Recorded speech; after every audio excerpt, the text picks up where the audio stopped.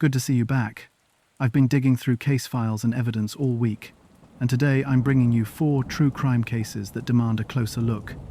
But before we start, please like the video and comment down below where you are listening from and what time it is, just so I know what times are the best for me to upload a new episode.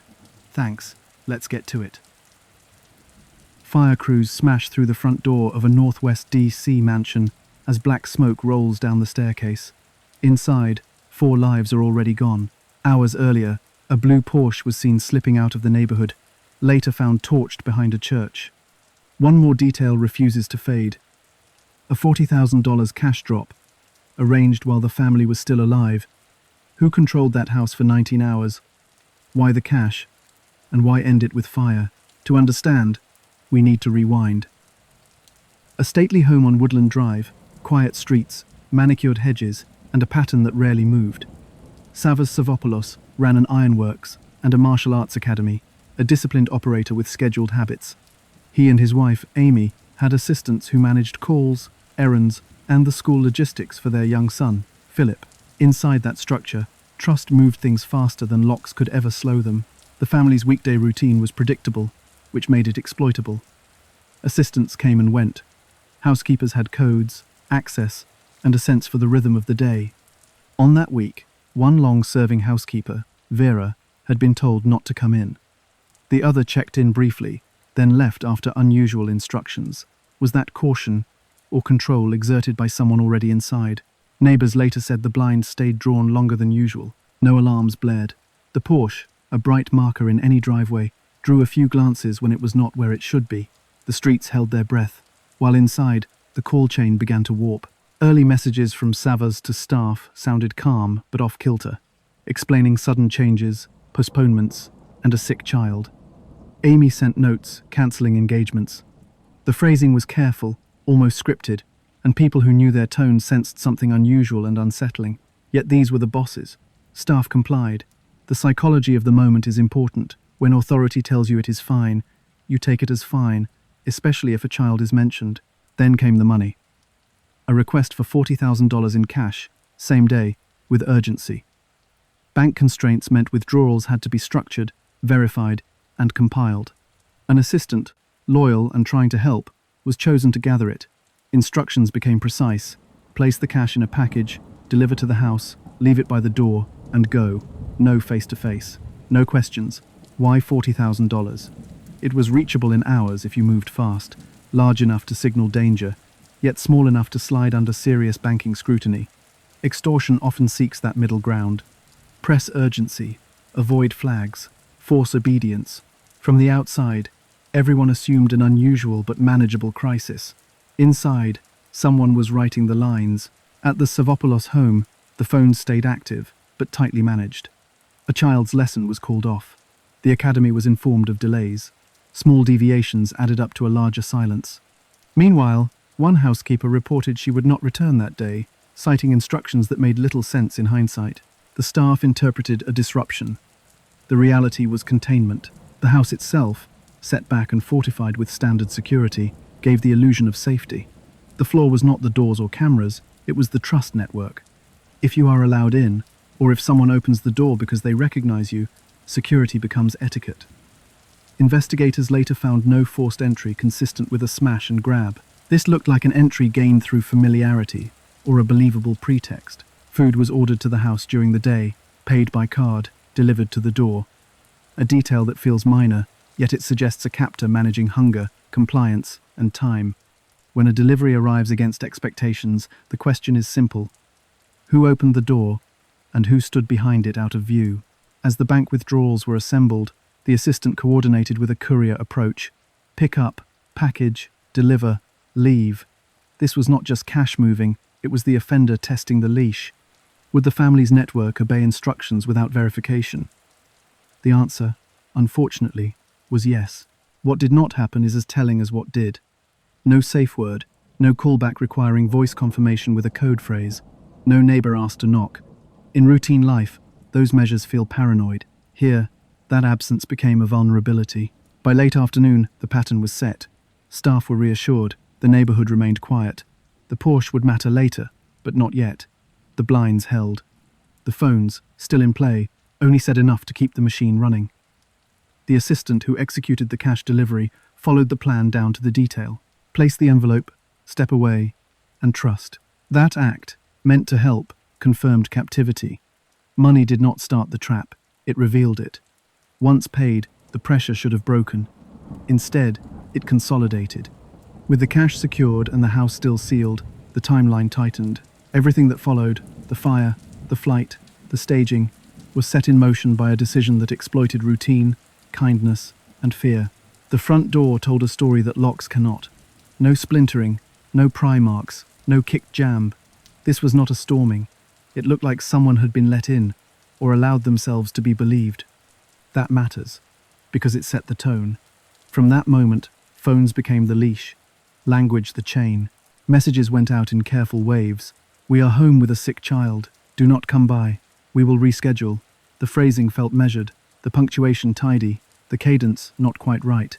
Assistants and colleagues read them, nodded, and stepped back. If you have ever tried to hear someone's mood through a text, you know the limit. Here, that limit became cover. Meanwhile, food arrived at the door. 2 pizzas, paid by card, left on the stoop. The delivery driver saw nobody clearly, yet the order placed and paid from inside told investigators later that the captor wanted the adults compliant and contained.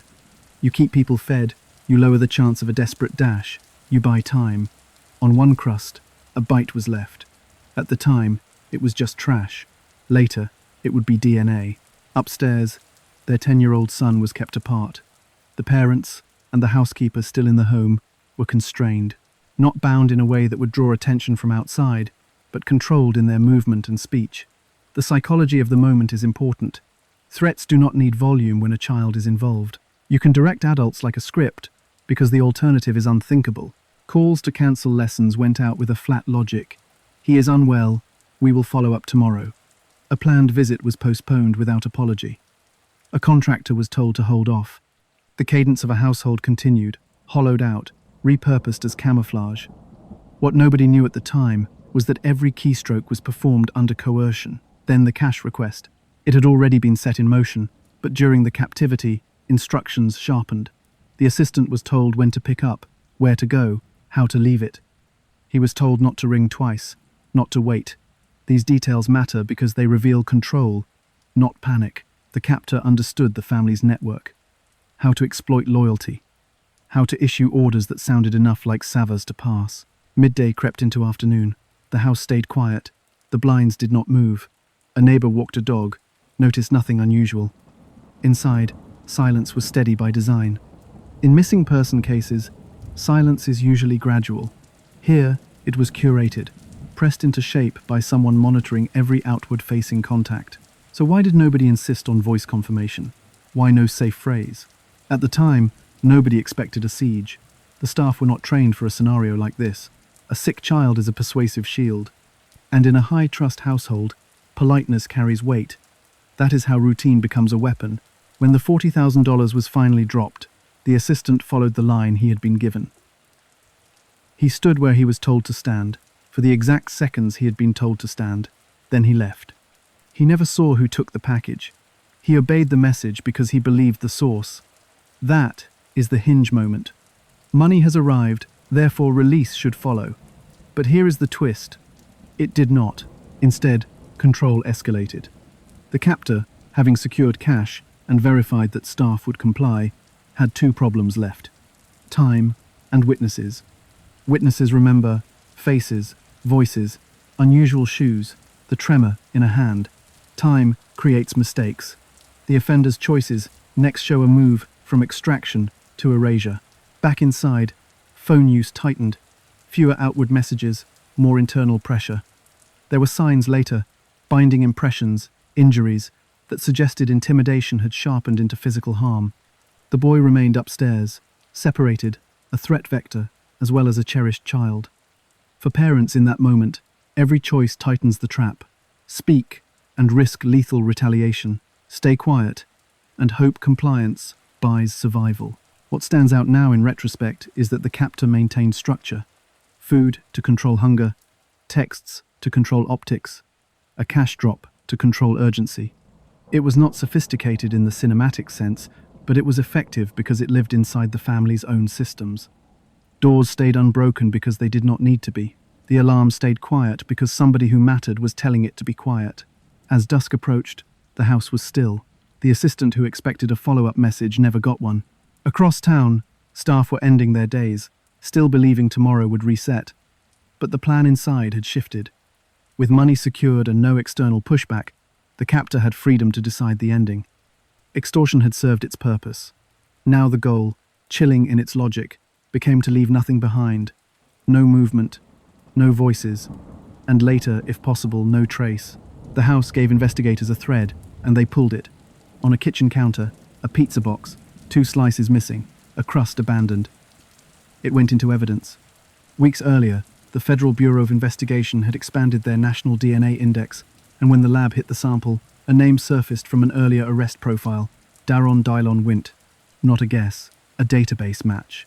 The bite mark was not a metaphor, it was a biological signature, linking a living suspect to a captive household.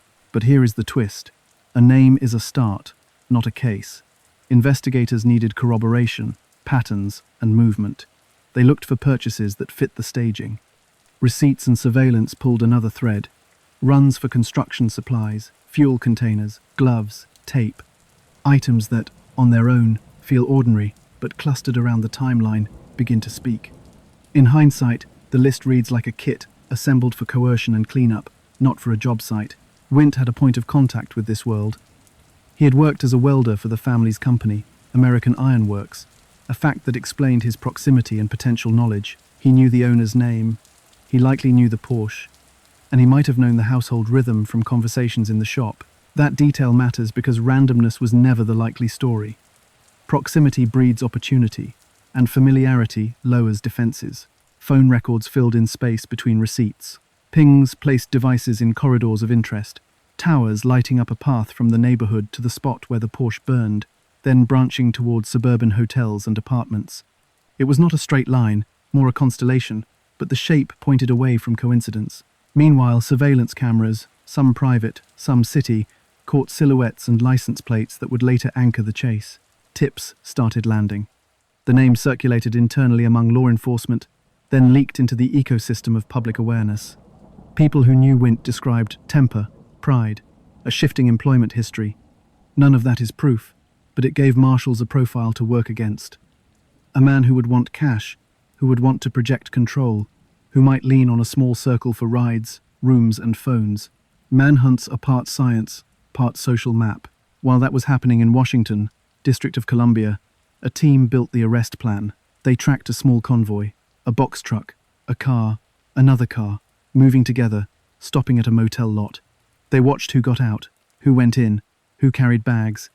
Cash appeared, money orders, new phones. When the timing looked right, they moved in, boxing the vehicles, lights cutting the night, voices commanding hands up. Wint was in the group. He went down without a shot. The arrest scene produced more than a suspect. It produced context. Money tied to recent withdrawals, phones with fresh numbers, and companions whose roles were not immediately clear. Had they helped before, or only after? Were they drivers, lookouts, or simply people swept into the orbit of a man on the run? Investigators considered accomplices, because the logistics of the crime suggested more than one pair of hands for travel and cashing out. Inside the house, however, the physical evidence was thinner on multiple actors. What stands out now, in retrospect, is that the plan's backbone was proximity and control, not a complex network. A known family, a known car, a neighborhood that trusted its quiet to be safety. The purchases were not exotic, the tactics were not novel. The advantage came from timing and leverage, not from technical ingenuity. And yet, for all this, the forensic lattice did not care about bravado. DNA on food, fingerprints on surfaces, and digital exhaust from phones built a scaffold the defense would struggle to shake. Open questions persisted. Did someone else enter the house? Did a second person carry fuel, watch the door, or drive a follow car? The prosecution focused on what they could prove.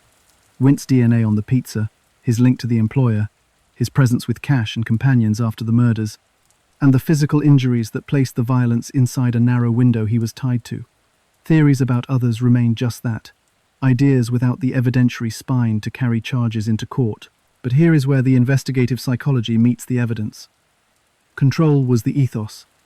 Every move inside the house, every message sent, every cancellation was about keeping the world at bay. The manhunt inverted that. Once the house spoke, through ash, through crust, through purchase trails, the world started speaking back. Cameras, bank clerks, cell towers, all became witnesses. Wint had leveraged a family's trust network. The search leveraged the country's forensic network, and it did not blink. Why target this family, on that day, with that number? Investigators considered fast cash as the primary motive, shaped by resentment and proximity. Wint had once drawn a paycheck from the owner's company. He knew the name, he knew the aura of success. He likely understood that calls from Savas would move employees without argument. Extortion thrives on that. You do not need a vault when you can unlock people. The figure, $40,000, was not random. It sat in a corridor of feasibility, reachable in banking hours with coordinated withdrawals and minimal institutional alarm. It said, hurry, but do not trigger a manager. Obey, but do not ask hard questions. That number framed the psychology inside the house. Threaten a child, script the parents, keep the requests plausible. If the cash comes easily, the leash holds. If anyone resists, escalate. The psychology of coercive control explains the tone of those messages. A captor does not scream through text. He drafts. He dictates. He uses health as a shield, a sick child as a reason for silence, politeness as a tool. Adults comply because the stakes are sacred. In hindsight, the language reads stilted, measured to the point of suspicion. At the time, it read like a family protecting their son's quiet. So where does planning end and improvisation begin? Certain choices signal forethought, ordering food to manage compliance, directing cancellations in a believable cadence, arranging a contactless cash drop, setting multiple ignition points to confuse cause. Other moves look improvised. The hasty Porsche escape, the crude car torching behind a church, the DNA left on a pizza crust. It is the blend you often see. Preparation until something unexpected, then scrambling. What stands out now in retrospect is that the plan's moral core never included release. If witnesses walk, they talk, and the offender's name was not far from the household orbit. That calculus, cold as it is, explains why payment did not equal freedom, why coercion turned to violence, and why fire became the attempted erasure. The motive was not just money. It was money without accountability. Could there have been accomplices? Investigators considered it, especially for logistics around travel, supplies, and the post-crime convoy. In court, responsibility narrowed to what could be proven. Inside the house, the physical record tied directly to Wint, DNA on food, links to the employer, and the sequence of extortion aligned with his reachable social graph. Outside the house, companions emerged at arrest, with cash and money orders, but their precise roles during the captivity stayed murky. Theory without corroboration does not convict. The jury weighed the lattice, not the headlines. They heard about the injuries, the bindings, the accelerants. They saw the digital pings, the surveillance frames, the purchase trail that matched the timeline. They heard from staff who described those unusual and unsettling messages, the cancellations that sounded almost scripted, and they saw the blue Porsche's arc end in flames, a blunt attempt to end questions. The verdict was first-degree murder and related charges. The sentence, life without parole. Appeals followed, as they do in cases of this gravity. Defense arguments probed the gaps. Who else was present? Whether DNA on a crust proves control. Whether the government over-relied on circumstantial alignment. Courts reviewed, affirmed. The evidentiary spine held. The law does not demand omniscience. It demands proof beyond a reasonable doubt, supported by forensic evidence and consistent narrative logic. But what cannot the evidence say? It cannot tell us the exact words spoken upstairs, the moment when hope inside that house turned into certainty of harm. It cannot record the precise calculus of the offender after the money arrived, fear of identification, anger at perceived slights, or a pre-written plan to leave no witnesses. It cannot quantify the terror of a parent negotiating under threat, counting heartbeats, measuring each text like a fuse, yet the implications are clear. Routine, when manipulated, becomes a corridor for harm. Trust networks, when unverified, can be steered by a single authoritative message. A code phrase, a voice check, a second set of eyes, small frictions, are often the difference between control and collapse. The responsibility for the violence sits with the offender, but prevention sits with systems. with habits that resist silent coercion, and beneath the forensic clarity sits grief, not a theory, but a fact. 4 people, including a 10-year-old boy, were erased in a home that should have been safe. The case established accountability in court. It also left a map of choices, some deliberate, some improvised, that shows how quickly a day can be repurposed into a siege, and how evidence, patient and unglamorous, can still speak when voices are gone. Late afternoon, the envelope was gone. Inside, movement narrowed. Injuries would later chart the escalation. Contusions, sharp force wounds, restraint impressions. Preparation for fire takes minutes, not seconds. Containers opened, wicks improvised, bedding pulled to carry flame. The offender was buying an ending. Decision points stack here. Why not flee after cash? Because witnesses remained. Because the captor had eaten in the kitchen, touched surfaces, left a trail. Release meant identification. Silence, enforced by violence and fire, seemed safer. That is the psychology. Eliminate variables, compress time. Phone activity thinned to almost nothing. A dead zone. In that quiet, accelerant was poured in arcs, likely with gloves, likely fast. The ignition sequence suggests multiple starts. Match or lighter here, another there, so rooms would bloom almost together. Thickening smoke would make shouts useless, stares lethal, neighbors slower to recognize the danger until the column rose. Departure required calm under pressure.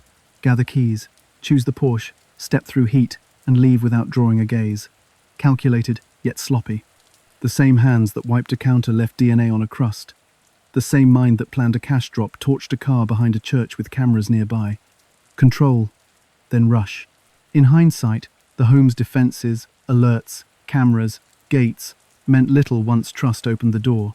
Security works until etiquette overrides it. A neighbor's dog barked once, then stopped. The street stayed still. The clock kept moving. Ignition, departure, the Porsche run. Those minutes sealed outcomes. Responders would arrive to fight a blaze that mapped intent. Investigators would read that map.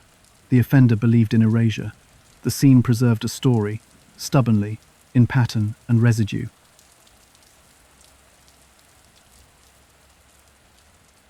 Nottingham, 1950s.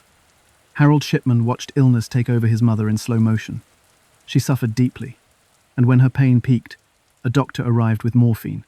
The room changed, breathing softened, anxiety dissolved, control returned. The psychology of the moment is important. Relief came from a syringe, administered by a man who carried authority.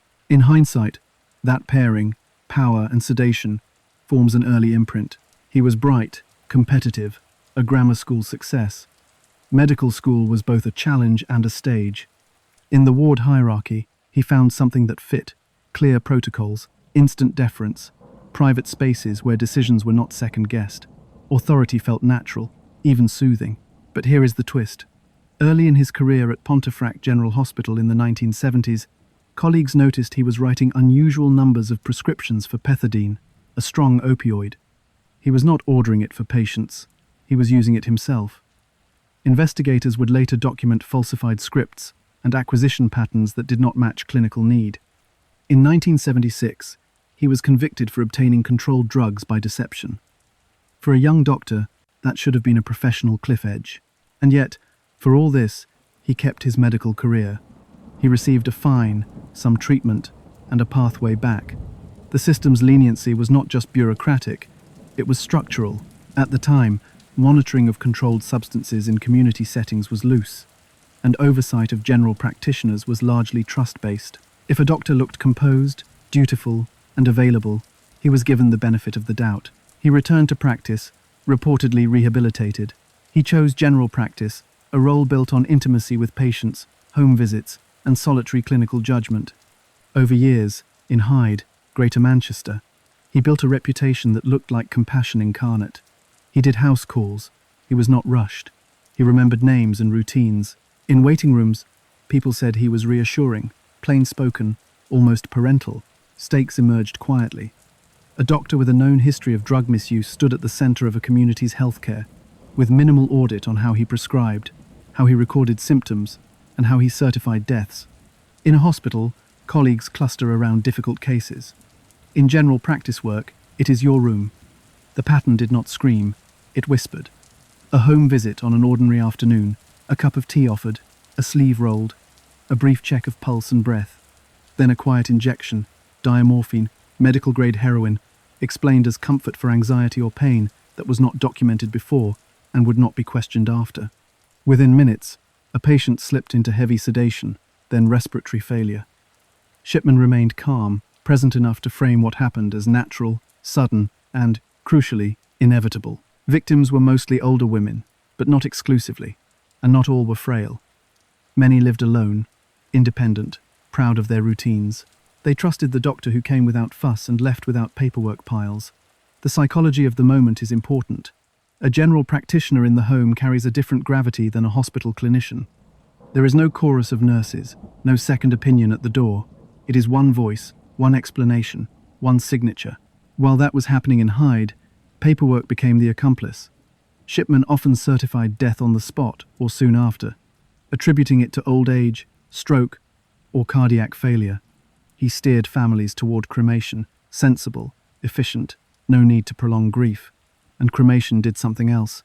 It erased the body, removing the possibility of later questions. When relatives felt uncertain, he was ready with language that soothed. It was peaceful. It was her time. Those phrases did a lot of work. Meanwhile, the medical records told their own story, but only after investigators looked at their timestamps. Retrospective entries appeared, symptoms like chest pain or breathlessness added after death, backdated to justify sedation. The computer became an alibi, a place where time could be rewritten. Edits suggested patients were already on a decline, that diamorphine was humane, that everything aligned with palliative care. It rarely did.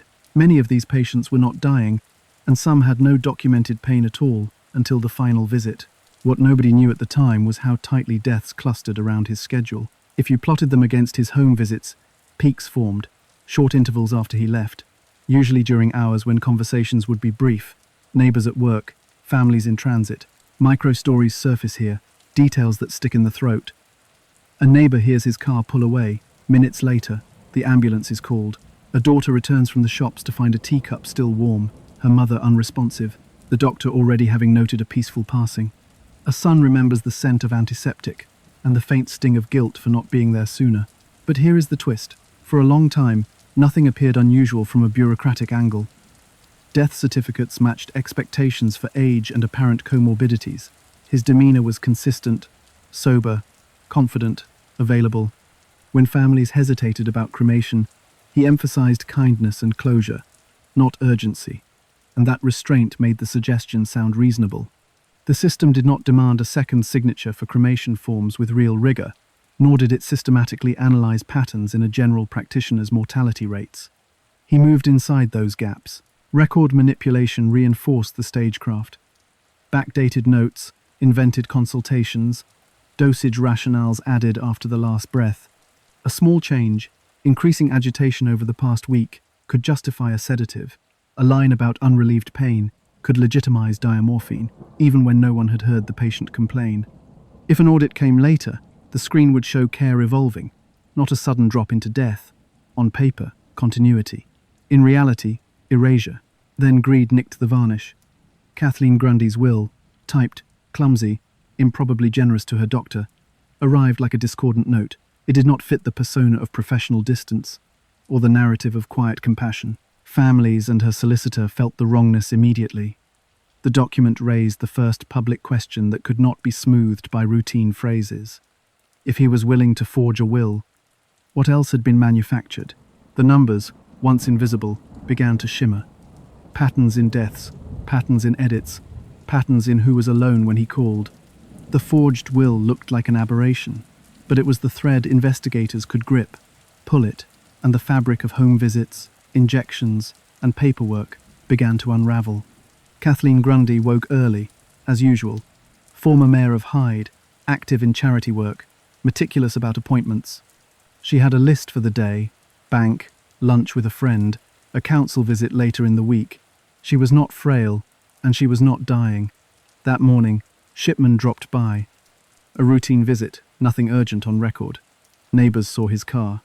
Minutes after he left, her house turned quiet in an unusual and unsettling way. He certified her death as old age. No drawn-out illness in the notes, No recent crisis documented before that call. Cremation was suggested, as it so often was. The decision felt civilized, efficient, a familiar path. But her family did not rubber stamp it. They paused, because her calendar was full. Her demeanor the day before was bright, and the language of peaceful passing did not sit right with how she had sounded on the phone. Still, the paperwork moved, because authority had spoken, and, at the time, that was enough. Then the will arrived. Typed, clumsy phrasing, strikingly generous to one person, her doctor. It sidelined her family, redirected the bulk of her estate to Shipman, and included odd turns of phrase that did not match her usual voice. Her longtime solicitor examined it, line by line, and felt the wrongness. He knew her style, he knew her values. This document contradicted both. He raised the alarm, not just about inheritance, but about authenticity. If the will was forged, what did that say about the doctor who benefited? Police were brought in through a fraud lens first. The investigation's opening questions were basic.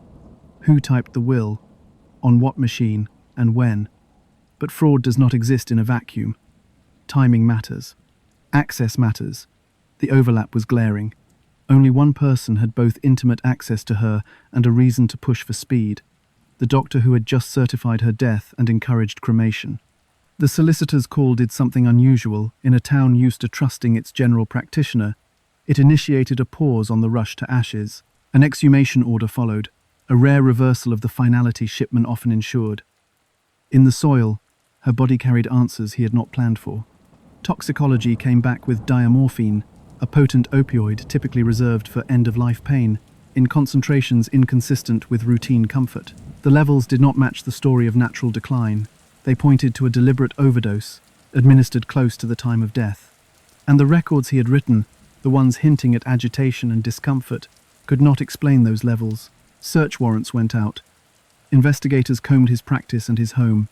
They found patient files with late edits, a pattern already lurking in the data, and they found a typewriter. Forensic document examiners compared the will's typed imprint to that machine. The alignment, the spacing, the microscopic idiosyncrasies matched. The same device that sat in his orbit had produced the document that funneled her wealth to him. What started as a suspicious inheritance hardened into a direct link. What stands out now in retrospect is that greed, which looked like a side plot, opened the main door. Murder cases often hinge on opportunity, means, and motive. Here, the will bridged motive to method. If he would forge a will, investigators argued, he could also stage a death. And if he staged one, how many more? Families began to revisit their losses. A daughter remembered no warning signs before a sudden stroke her mother supposedly suffered. A neighbor remembered the short interval between his car leaving and the ambulance siren. The inquiry widened. Exhumations did not always yield clear answers. Cremations had done their work, but when bodies were available, patterns emerged. Diamorphine again. Injection sites consistent with recent administration. Notes that read like retroactive justifications. The case changed tone. It was not just about a forged will anymore. It was about a doctor's ability to write reality, on paper, in families' minds, in the final act of a life. Grundy's exhumation gave prosecutors a body with chemical evidence and a forged document with mechanical evidence. Together, they undermined the aura of benevolence he had cultivated for years. And Hyde, watching, had to reframe what trust had looked like. The man who made time for house calls had also designed a system that left almost no footprints.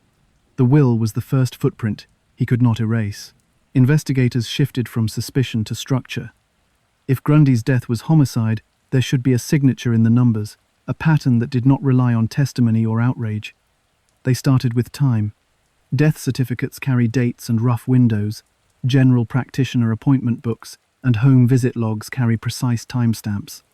When analysts overlaid Shipman's visits with reported times of collapse, a picture formed, remarkable clustering in the hour after he left. Again and again. In missing person cases, silence is usually gradual. Here, it was immediate, but the clock was not the only witness. The computer was. Shipman's practice system maintained audit trails, metadata that noted when entries were created and altered. On the surface, his notes read like careful care, agitation escalating, breathlessness, pain increasing, sedation justified. Under the surface, timestamps told a different story. Edits were made after death, sometimes hours later, backdated to look contemporaneous. What stands out now in retrospect is that the machine, designed to help, preserved the very deceit he relied on. Meanwhile, families gave accounts that cut against the narrative of decline. A son said his mother was planning a trip, nothing about chest pain.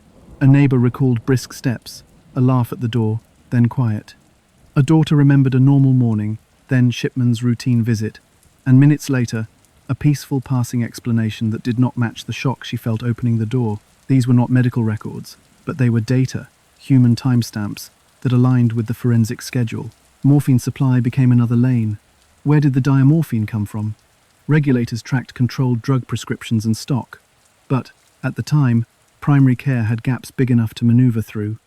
Investigators mapped his requisitions, compared them with documented palliative cases, and found discrepancies, quantities that did not match the needs he recorded, returns that were not accounted for, destruction logs that were thin.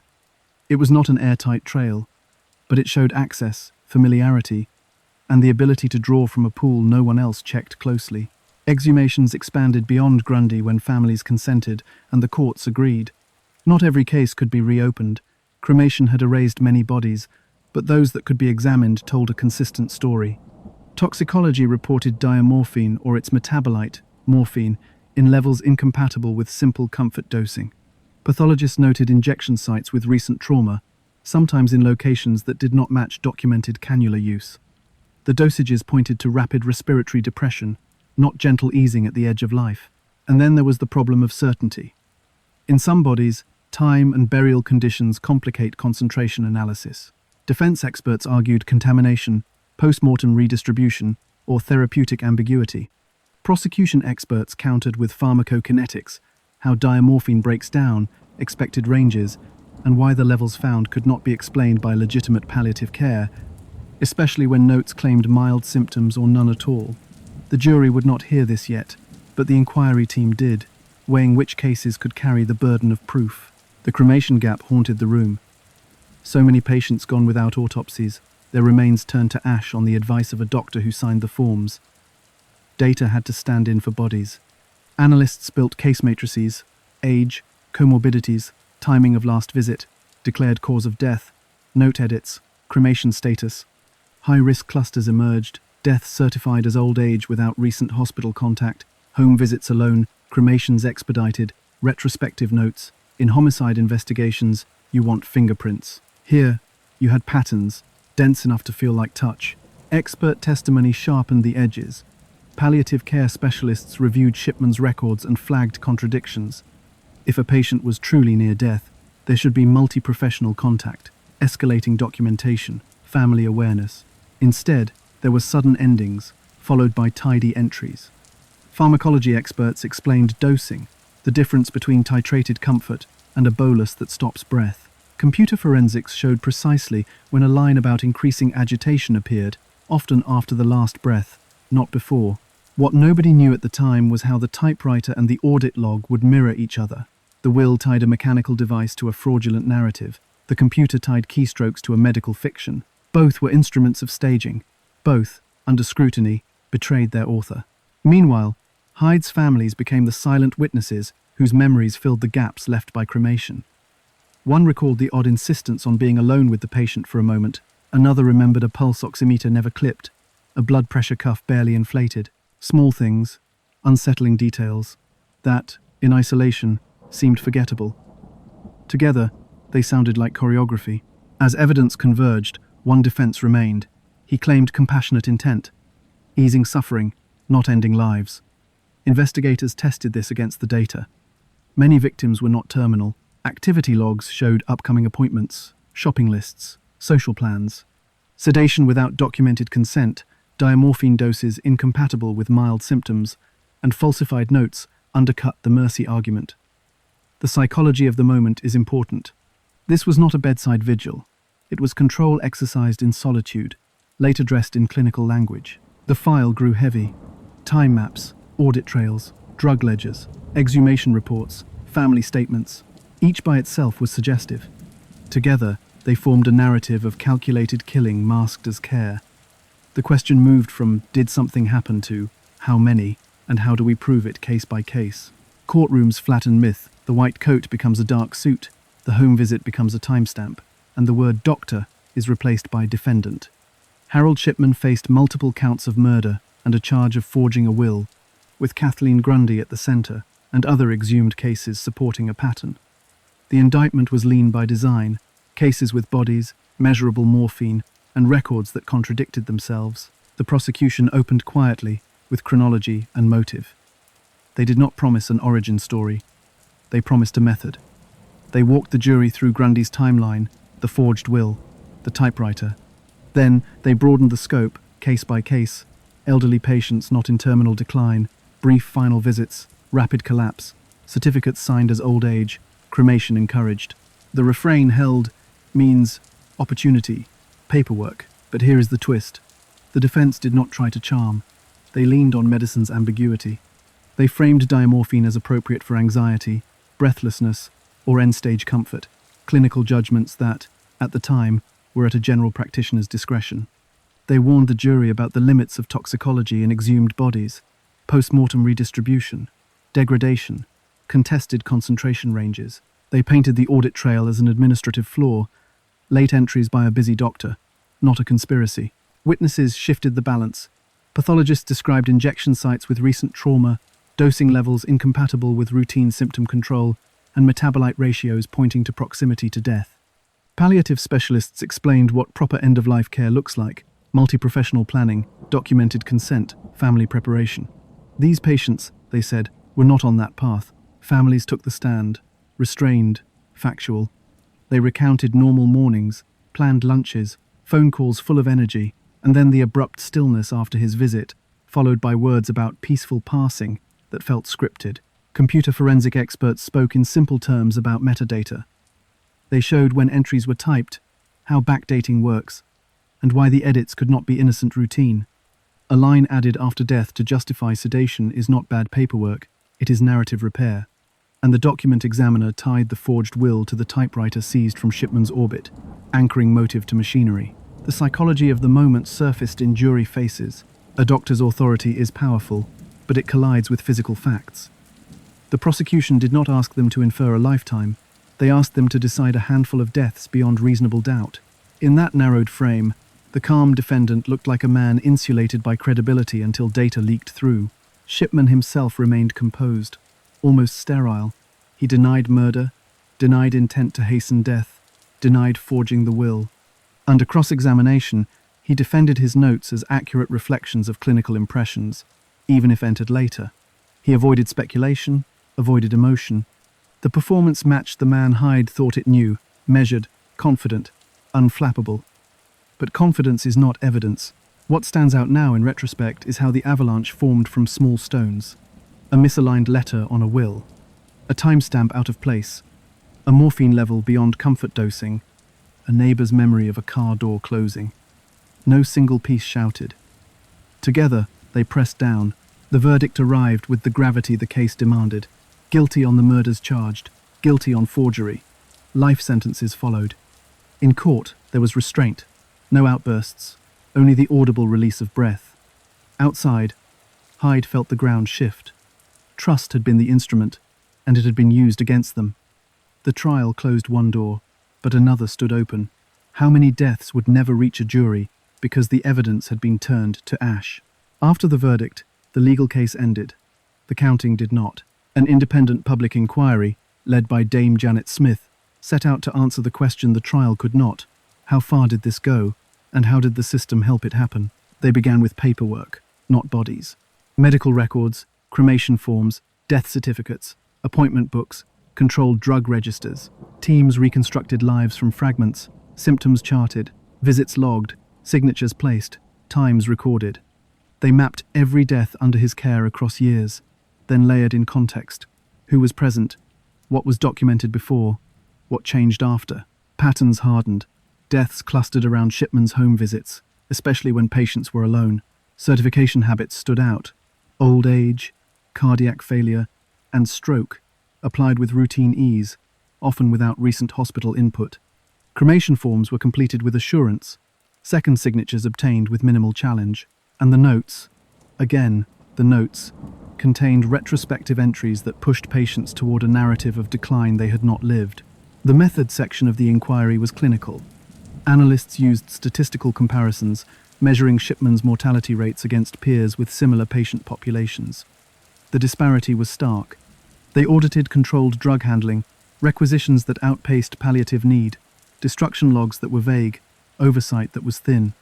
They interviewed district nurses, reception staff, and practice partners about culture, who questioned whom and when. The answer was unsettling. Rarely, if ever, families entered as primary witnesses to the human cost. They described routines halted mid-sentence, plans abandoned, and funerals undertaken without suspicion because a doctor had said the words that closed down grief. The inquiry recorded the harm beyond death, erasure of goodbyes, rewritten narratives of who a parent was at the end. For many, cremation had sealed the case forever. The inquiry called it what it was, a structural advantage for a killer who understood process. Provisional counts emerged, then conservative estimates. Hundreds of deaths bore the signature, timing, documentation, circumstances that indicated homicide or at least unjustified opioid administration. The figure often cited settled around more than 200 likely murders, spread over decades. But certainty was limited by ash and incomplete data. The inquiry was precise about its limits. Some cases could not be categorized firmly. Others were probable, not provable. Then came the failures. Death certification lacked robust scrutiny. Cremation approvals relied on collegial trust. Monitoring of controlled drugs in primary care assumed honesty. General practitioner appraisal focused on performance narratives, not anomaly detection. A past conviction for pethidine misuse had not triggered lasting safeguards. The system treated his earlier fall as a closed chapter, not a warning flare. Reforms followed. The process for death certification split responsibilities, introduced medical examiners, and tightened documentation standards. Cremation forms demanded stronger verification. Controlled drug regulations in primary care shifted to real audits, reconciliations, and electronic tracking. General practitioner appraisal evolved, with mortality outliers flagged and discussed. It was not performative. It was architectural change meant to close the spaces he exploited. And yet, one question sat unmoved. Why beyond the forged will? There was no sustained financial motive. The inquiry stopped short of psychologizing, but it documented what the record showed. Solitary decisions, covert sedation, false narratives, control rather than mercy.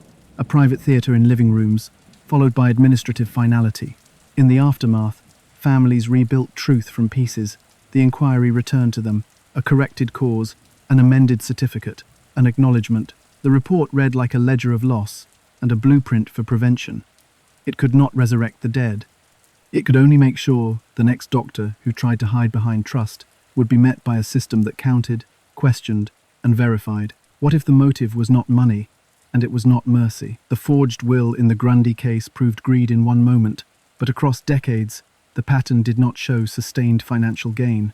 It showed access, autonomy, and the repeated exercise of private power, followed by careful narrative control. The psychology of the moment is important. He chose settings where no one challenged him, then wrote the explanation that closed the book. Some tried to frame it as euthanasia, a doctor easing suffering, but the dosages undercut that claim. Rapid, lethal levels of diamorphine, often without documented consent, often in patients who were not terminal, not in palliative programs, and not signaling unbearable pain. Palliative dosing is titrated, cautious, visible to family and colleagues.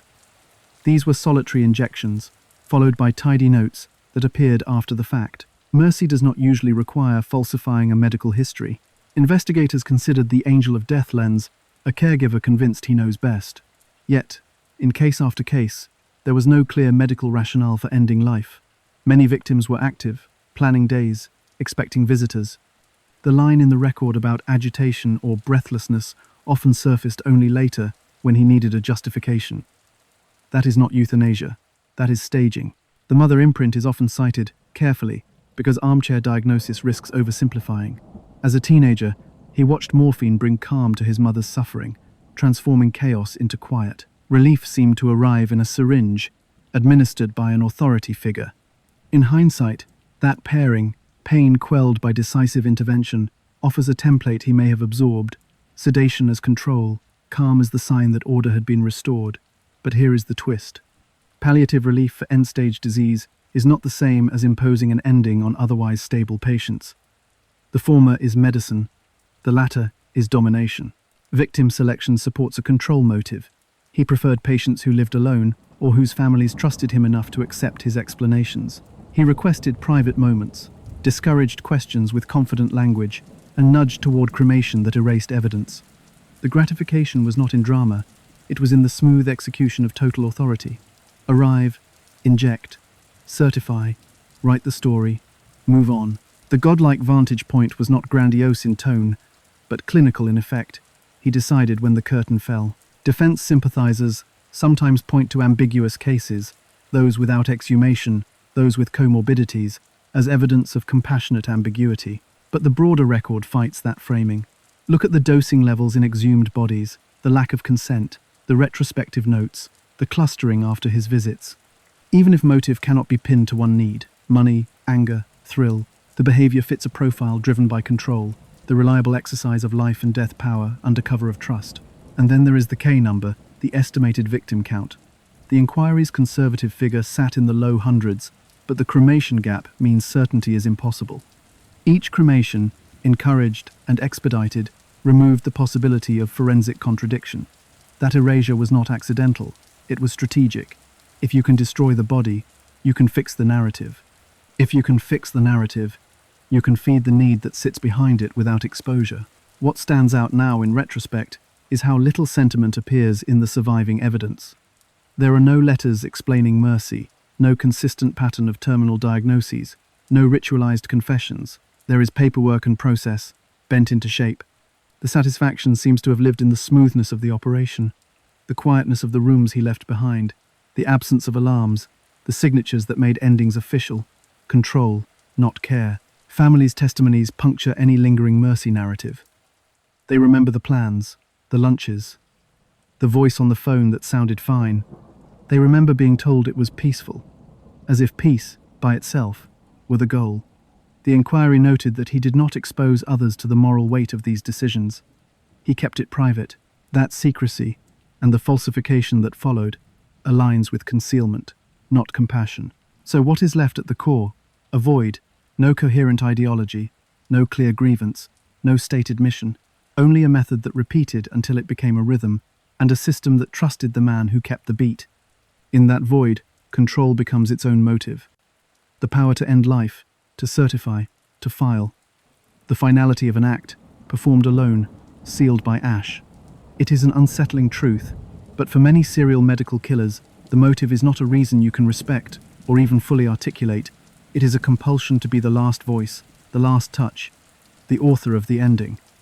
If money was occasionally a fringe benefit, it was not the engine. Authority was. In the aftermath, you see the pattern where it is safest to deny it. In the ordinary, a house call at 3 in the afternoon, a quiet room at 3:12, a certificate at 3:40, families told to rest, records adjusted at 6:10, control runs through every line. That is why the inquiry focused on systems, not psychology alone. You cannot fix a void. You can close the doors it walked through. The car sat on the Belmar Bridge, keys in the ignition, wallet on the seat, engine off, door slightly ajar. Two figures returned to the rail later, moving with practiced calm. One of them waited, scanning the water. Why would a trusted friend calculate the exact hour to strike? 19-year-old Sarah Stern, creative and restless, anxious about money and a strained home life. Her friends, Liam McAtasney and Preston Taylor, had trusted access to her house, a hidden camera confession, a timed phone call, a staged disappearance.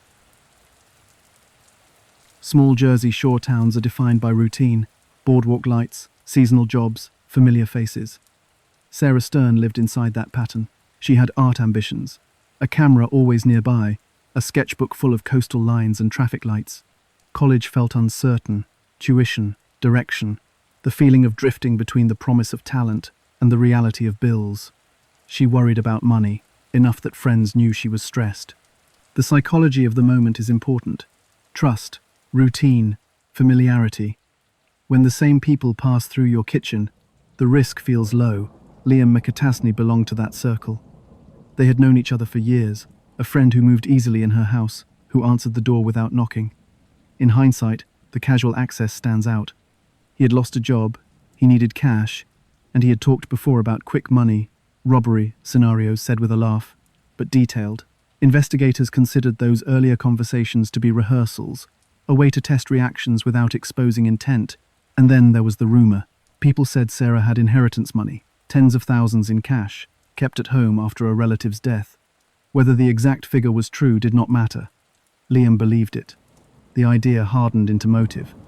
He was fixated on it, and friends later described a shift, a restless intensity about money, about opportunity, about timing. Here is where it gets unusual and unsettling. Opportunity meant a person he knew well.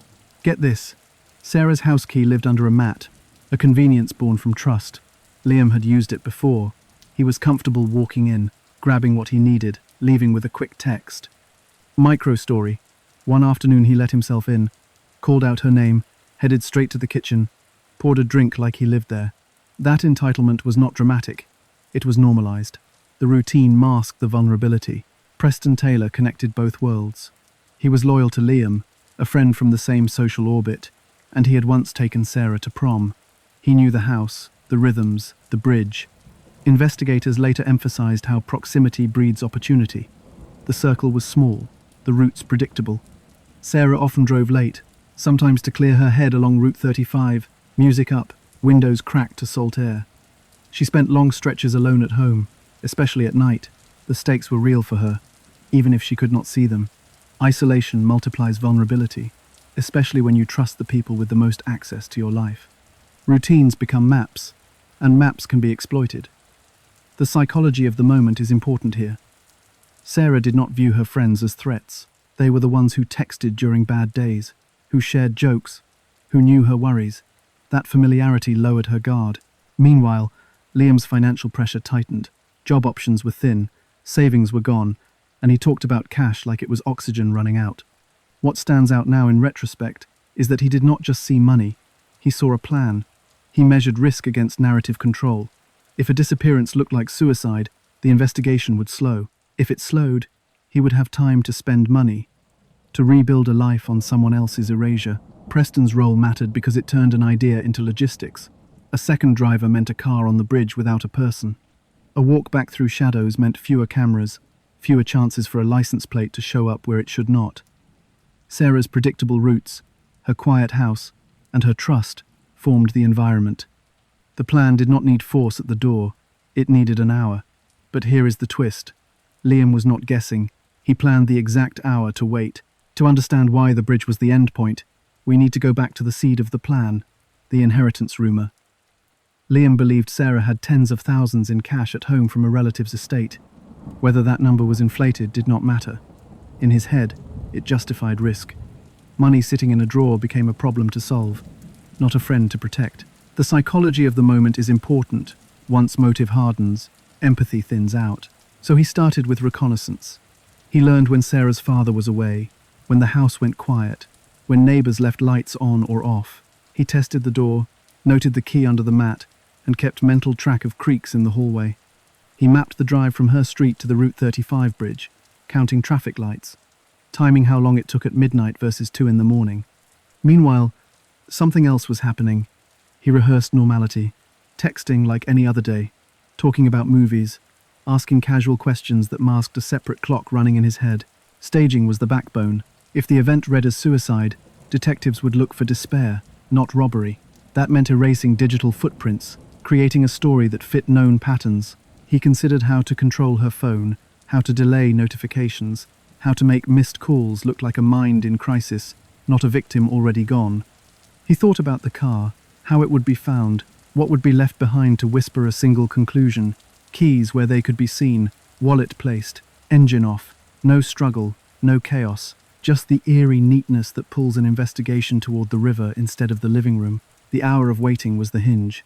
He needed a window when she would be reachable, alone, and unsuspecting. He timed calls to pull her into conversation, to confirm she was home, to learn if she planned to go out.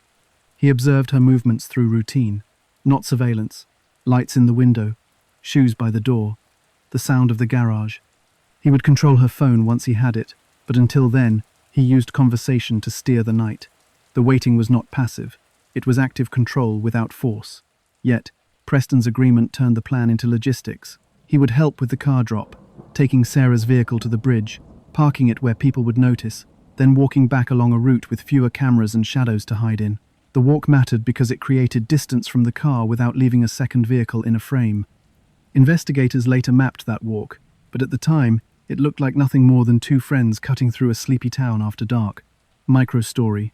Earlier that day, Liam messaged like normal. He joked about work, about weekend plans. He set up the expectation that the night would be ordinary. Small talk is camouflage. It tells the future victim and every algorithm screening for distress that nothing is wrong. That is how erasure starts. By making the hours beforehand look forgettable, there was a complication he could not ignore. The neighborhood was noisy in a quiet way. Dogs, late traffic, a neighbor's television bleeding through the drywall, cameras dotted porches. He needed a period of deep silence, when ambient noise could hide movement, when no one would peek out to smoke a cigarette at the wrong moment. Winter helped. Fewer people outside, shorter walks, windows shut. He planned around that, choosing an hour when street life went thin. And then, there was the moment inside the house he kept building toward. He would wait until the house sank into its usual lull, until trust lowered the last guard, until the path from the living room to the door felt routine again. The plan was not guesswork anymore. It was sequence. Confirm she is home, isolate, seize the phone, clean the scene, move the body, stage the car, drop from the rail, walk back. Calculated, brutal, and designed to leave almost nothing behind but a story that pointed away from him. Stakes rise the moment a trusted door closes. Inside Sarah's living room, walls turned ordinary sounds into soft echoes, and routine became cover. No witness, no street chatter, just the hush that winter nights give. This is where the psychology of the moment is important. She believed she was safe, in a room where friends had sat and watched movies. The danger was not a stranger at the window. It was familiarity standing 10 feet away. Action starts quietly.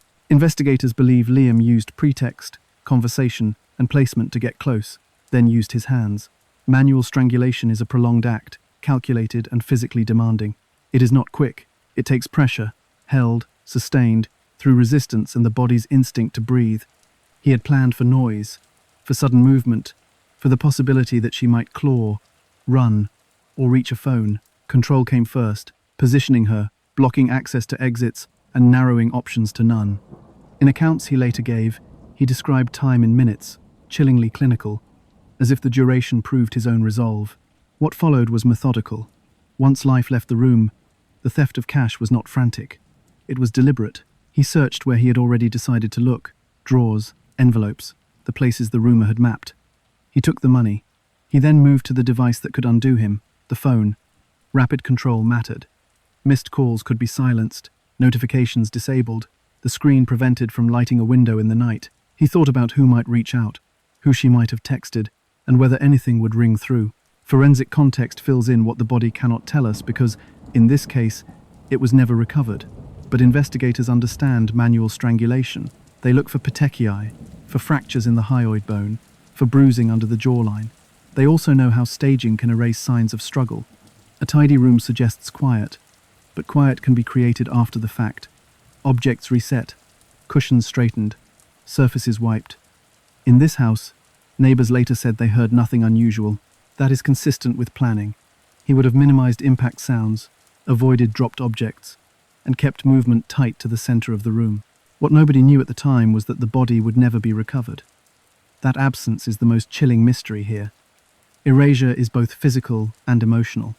Without remains, the anchors that families and jurors rely on, autopsy results, cause of death beyond doubt, go missing. He calculated that gap. He knew that if the body left the scene swiftly and entered water with winter currents, the odds of recovery dropped with each hour. In hindsight, the hour of waiting inside was matched by a second hour beyond those walls, where logistics took over. Immediate logistics were cold. He placed the body into a position that made transport possible, likely using a sheet or clothing to limit contact with skin and to create grips. He wiped touch points, the places hands always go, doorknobs, counter edges, the top rail of a chair. He made sure not to leave obvious drag marks, no scuffs on corners that would signal a struggle. Then calm. Calm is unsettling because it signals practice, at least mentally. He carried the body to the car, aware of sightlines from neighboring windows, aware of the posture that looks like someone carrying boxes, not a person. The living room became a clean stage, a remote placed where it is expected, a glass set aside, a phone out of sight. The psychology of staging is about nudging inference.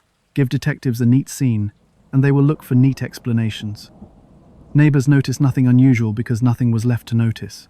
No slammed door, no raised voice, just the quiet shuffle of someone who belonged there. Meanwhile, across town, Preston's role was about to activate, but inside this house, the critical threshold had already been crossed. Here is the twist that anchors motive to method. Everything hinged on silence, controlled time, and ordinary details. Once the room held no witness and the phone was quiet, the narrative could move to the bridge. The walk from living room to driveway, from driveway to road, was not dramatic. It was precise. And for a few more minutes, the story still looked like a young woman's late-night routine, even though that routine had been erased. While the house sat silent, the bridge became the theatre.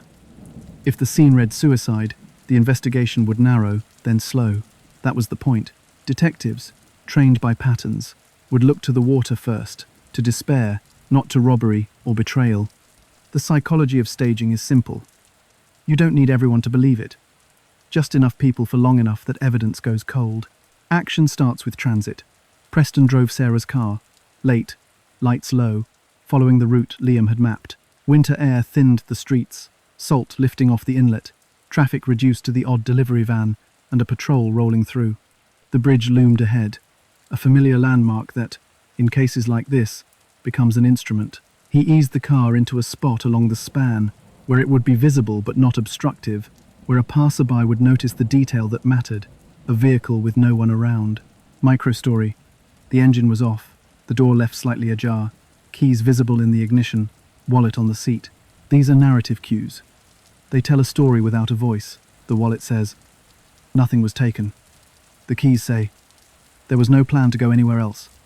The open door hints at haste, at a moment's decision to step toward the rail. Neatness invites inference. It whispers, not shouts, the word suicide. Meanwhile, Liam's hour of waiting hadn't ended. It had shifted locations.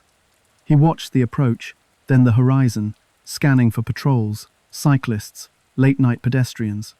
Timing mattered, because an interruption would collapse the illusion. He needed a clear minute at the rail, a window when a thud into black water wouldn't echo in a pair of startled eyes. And he needed to avoid cameras, those blunt, indifferent witnesses that don't blink when stories are told. Disposal was clinical. The body, carried with practiced grip, moved to the edge, over the rail, into winter water, where tides pull like conveyor belts. Investigators considered hypothermia narratives in cases like this because cold water takes quickly, but here, the reality was different.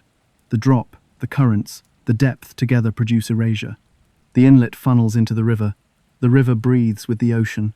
Bodies vanish in that exchange, especially when weighed by time and temperature. Impact followed immediately. Once the car sat composed and the water swallowed the only witness that could speak, search efforts would pivot to the river. Boats, divers, sonar. Families cling to shorelines during these searches, eyes fixed on a surface that gives nothing back. Timelines blur under that pressure. Last seen, last heard from, last location ping. Alibi windows widen inside those gaps. The neat car on the bridge becomes the clock everyone reads by, even if it's wrong. But here is the complication. Technology rarely accepts a single story. There were surveillance pings, intersection cameras flickering to life as headlights passed, ATMs that saw faces, storefronts that caught shadows crossing glass. The car's placement felt almost too neat to some investigators. The wallet too present, the keys too visible. It read like a stage, not a life in freefall. And Liam's calm afterward, his rehearsed curiosity at vigils, his questions about search patterns, would start to sound off-key. Still, for a time, the setup worked. Friends mourned. The community posted flyers. The river became the focus. Detectives don't dismiss suicide. They consider it alongside other possibilities. But in this case, silence wasn't gradual. It was immediate. Phones that should have buzzed didn't. Routine that should have flickered. Bank activity, messages, sightings, flattened at once. That is not despair unfolding. That is a switch being thrown. In missing person cases, time, usually erodes certainty slowly. Here, certainty was imposed. A car, a rail, a winter night. The narrative was tight, almost too tight, and yet, for all this, the bridge scene bought them days, then weeks. What stands out now in retrospect is that the hour spent waiting, measuring, and staging didn't just erase a person. It tried to erase the questions. Those questions, however, were already forming, quietly, just off camera. In the hours after the car was found, the town did what towns do. A missing person bulletin went out, volunteers gathered with flashlights, and the shoreline filled with quiet conversations that tried to make sense of the silence. Flyers went up on utility poles. At the Stern house, family and close friends cycled between hope and dread, waiting for a call that never came. Detectives started with the scene they had, not the body they didn't. The car looked too composed, the door's precise angle, the keys visible, the wallet almost staged for discovery. None of it screamed panic. It suggested curation. Investigators flagged the neatness. They also looked at the digital trail and found anomalies. Sarah's phone activity flattened in an instant, not with the erratic rhythm common to crisis. Bank accounts quieted. There was no last-minute withdrawal, no impulsive purchase. The narrative on the bridge was tight, but the data felt empty where there should have been noise. Preston came in for interviews and gave them what they expected from a grieving friend. Concern, a practiced recounting of the night, a careful timeline, but practiced lines unravel under repetition. Small timing errors began to accumulate. He placed himself in one location, then a camera suggested another. He described conversation threads that didn't fit message logs. It wasn't a collapse, it was a slow leak. Liam's demeanor drew attention for a different reason. He was detached, curious in a clinical way about search tactics, asking what kind of sonar was being used, how far currents could carry a body, how long river searches typically last in winter. He attended vigils. He spoke in the measured cadence of someone observing an event, rather than grieving one. The psychology of the moment is important. In hindsight, that detachment resonates. A critical lead arrived from the social circle. A friend remembered something disturbing. Months before the disappearance, Liam had talked about a plan, not as a joke, but with a disturbing consistency. He mentioned money, the house, even the bridge. At the time, it sounded like dark speculation. In retrospect, it read like rehearsal. Investigators wrote it down, then compared it to what the cameras and the phone records were starting to suggest. The parallels were unsettling, but here is the twist. In cases without a body, prosecutors need something concrete to convert suspicion into charges. The case had motive and staging indicators, but it needed a voice. Detectives approached a young man within the group who had heard Liam's earlier talk. Would he cooperate? Would he sit with Liam again, wear a hidden camera, and let the conversation unfold without prompting? He agreed. Microstory. In a parked car, engine idling for warmth, the hidden lens caught Liam's posture, his hands, his breathing. He started to talk. Calmly, clinically. He described the killing in minutes, the waiting, the money, the bridge. He spoke about strangulation like a timed exercise, about how long it took, about the cash he counted after, about the hour he waited before moving her body. He outlined the staging, the keys, the wallet, the door. He spoke about currents, about the drop, about watching for patrol cars. The impact inside the squad room was immediate. The confession synced with the timeline the detectives had built from digital and physical breadcrumbs. Cell data placed phones where he had said they were. Cameras corroborated routes. Bank notes in his possession matched serials consistent with funds Sarah was believed to have kept. The voice on the video, uncoached and unhurried, didn't sound like bravado. It sounded like ownership. Detectives moved to lock the narrative down. They re-interviewed Preston, pressing gently on the inconsistencies, and watched him struggle to keep his earlier phrasing intact. They mapped the walk from the bridge back into town, counting the cameras they now knew to check. They reviewed the car interior for transfer evidence. Fibers, latent prints in unexpected places, the kind of microscopic debris that ignores staging. What stands out now in retrospect is that money didn't solve anything for Liam. It exposed him. Spending patterns shifted just enough to be noticed. A sudden influx of cash in a life recently stressed by unemployment becomes a question law enforcement knows how to ask. The hidden camera gave them motive in his own words. The rest of the case, built on timing, surveillance, and behavior, gave them the path to arrests. Arrests came quietly, coordinated before dawn. Detectives moved on Liam McAtasney and Preston Taylor within minutes of each other, separating them, preserving shock, reading charges that spanned murder, robbery, desecration, and conspiracy. For a case without a body, this was decisive, because the tape existed, and the corroboration, cell data, surveillance, spending, supported it. Preston felt the pressure first. Faced with the hidden camera confession and his own timeline problems, he agreed to cooperate. He entered a plea, then provided detail. The drive to the Route 35 bridge, the parking position, the deliberate placement of the keys and wallet, the walk back into town along the dark route he and Liam had scouted. He confirmed planning conversations, the hour chosen, and the sequence inside the house that he said Liam described to him afterward. Cooperation turned speculation into structure. In court, the tape mattered. Jurors heard Liam talk in minutes, not metaphors. He described strangulation as duration, the counting, the waiting, the cash he said he found and split.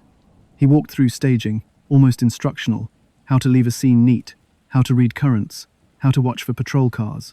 The tone, flat, detached, did work prosecutors couldn't do with rhetoric. It let the jury hear intent as process. Forensic context filled the gaps a missing body leaves. Analysts matched phone movements to the window he outlined, placed devices near the house, then toward the bridge.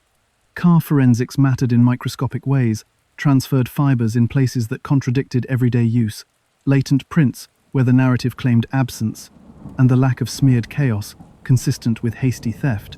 Financial evidence clipped to motive, cash appearing after prolonged scarcity, spending that flared, then tried to normalize. The defense attacked the tape. They called it bravado, a young man embellishing violence to impress a peer.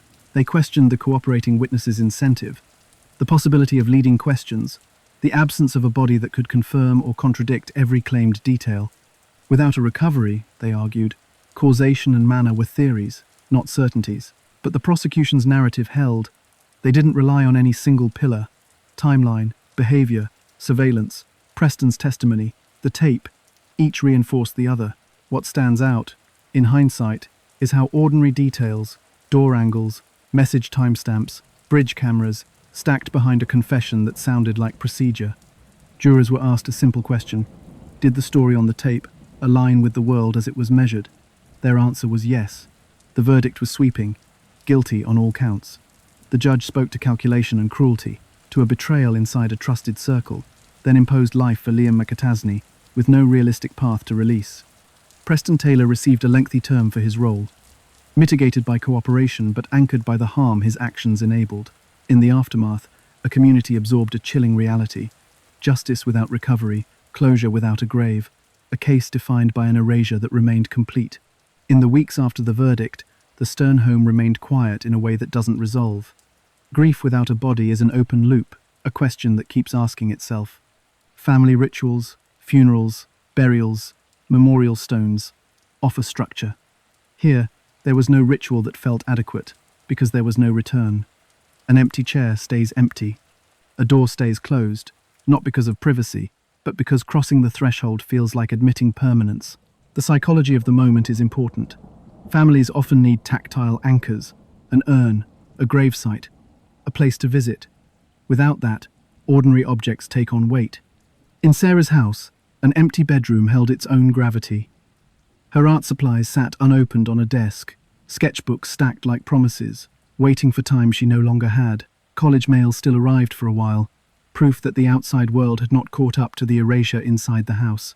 It is the small, routine intrusions, packets, catalogues, enrollment reminders, that force grief to relive the initial shock. In town, the community carried its own wound.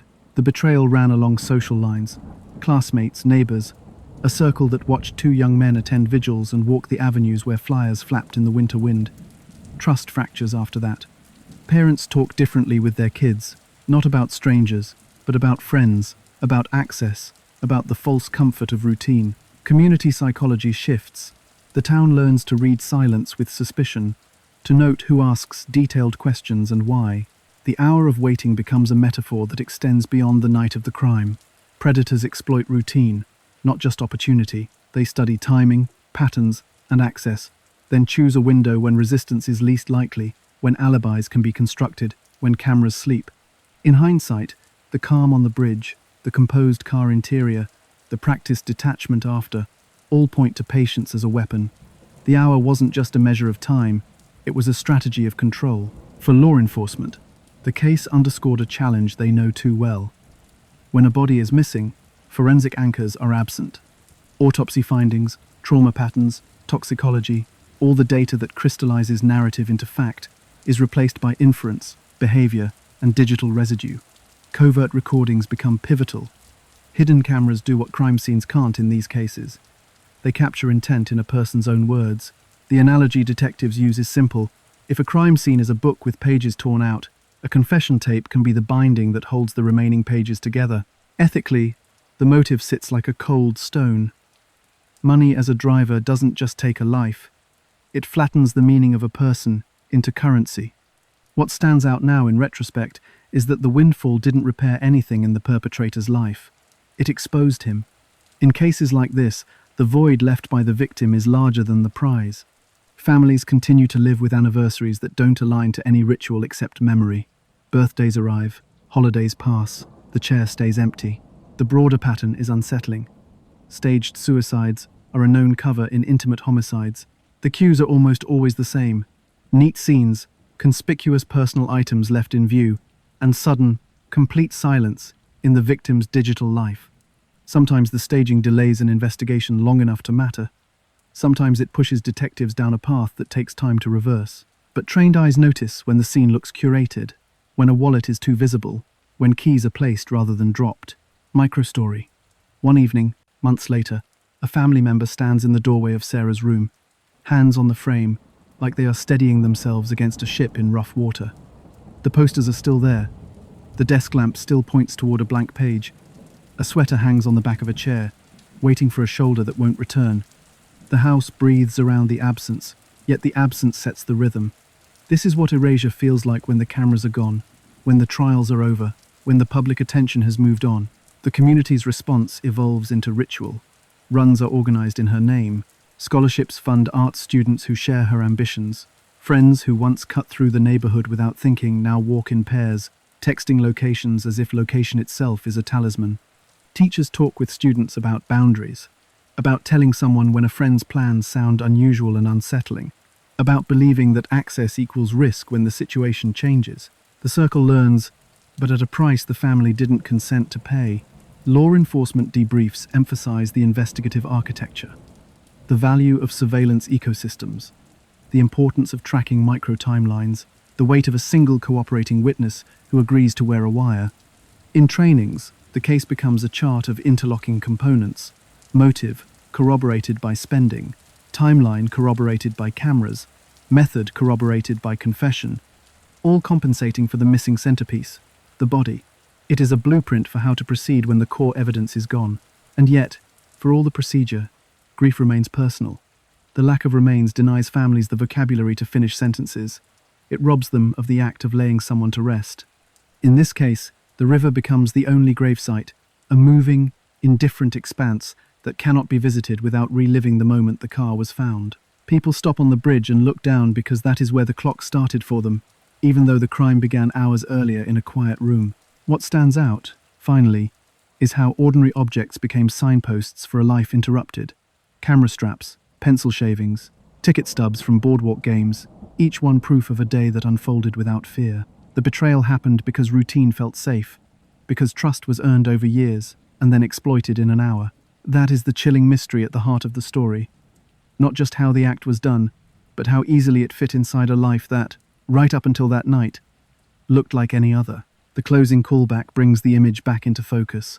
A car on the bridge, a calm friend nearby, the timed drop into winter water. Erasure complete, or so the plan intended. The investigation refused that finality. The court affirmed responsibility. But for the family, for the community, the absence persists, measured not by evidence, but by days lived in the wake of a quiet living room and a bridge that, in hindsight, was never just a bridge. The townhouse door on East 65th Street closes, a soft click, and Irene Silverman is never seen again. July 5th, 1998. An 82-year-old widow vanishes without a trace. Inside, a young tenant calling himself Manny Guerin, and a woman who signs in as Eva. A forged lease appears, legal threats follow, and the psychology of the moment is important. Control, not chaos. Where did Irene go? Why target her? Investigators would find wigs, notarizations, and a mother-son duo built on deception. To understand Irene, we need to go back to Sante's beginnings. The child who learned that instability could be managed with charm, that boundaries could be bent if you said the right words with the right smile. Early marriage offered structure, but also opportunity.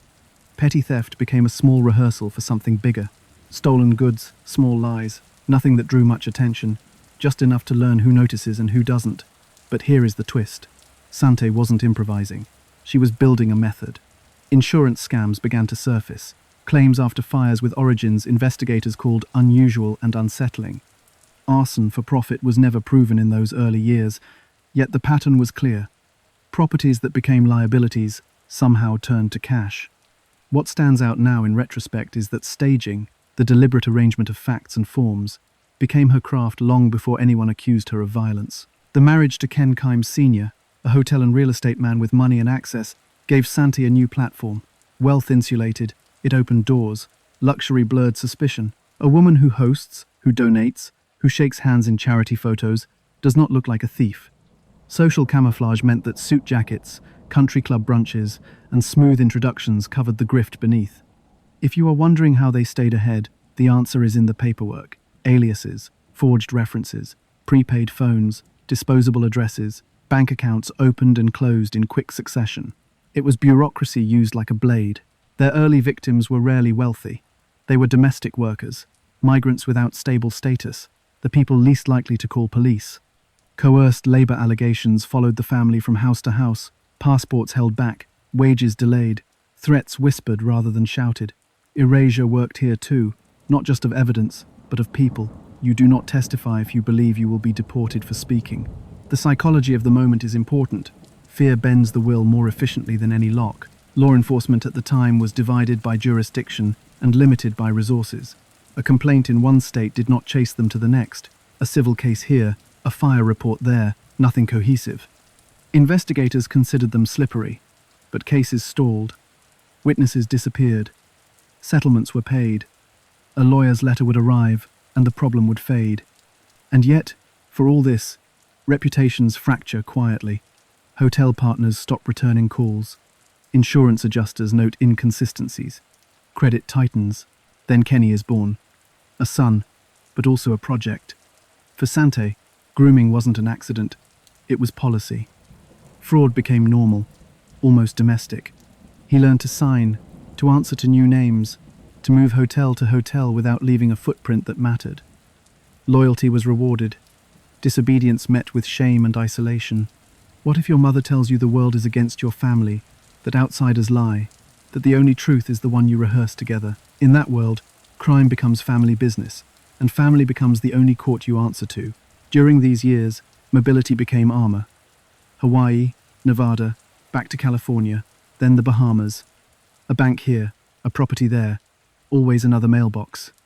Meanwhile, something else was happening. Lawsuits and rumors gathered. An arson investigator in one city compared notes with an adjuster in another. A housekeeper escaped and told a reporter. The net did not close yet, but the threads were tightening. Sante refined her toolkit. She collected rubber stamps and fake notary seals, learned typewriter spacing and the quirks of different printers, mastered the cadence of legal language just enough to intimidate. She understood tenant rights, how a signature in the right place could stall an eviction for months. She did not just forge names, she forged leverage. Every document built a wall, and behind that wall she maneuvered. The home life reflected the operation. Secretive, transactional, scripted. Ken Sr.'s money cushioned their reputation, but scandals strained the marriage and their finances. Cash flow became a problem, and with pressure, the fraud escalated.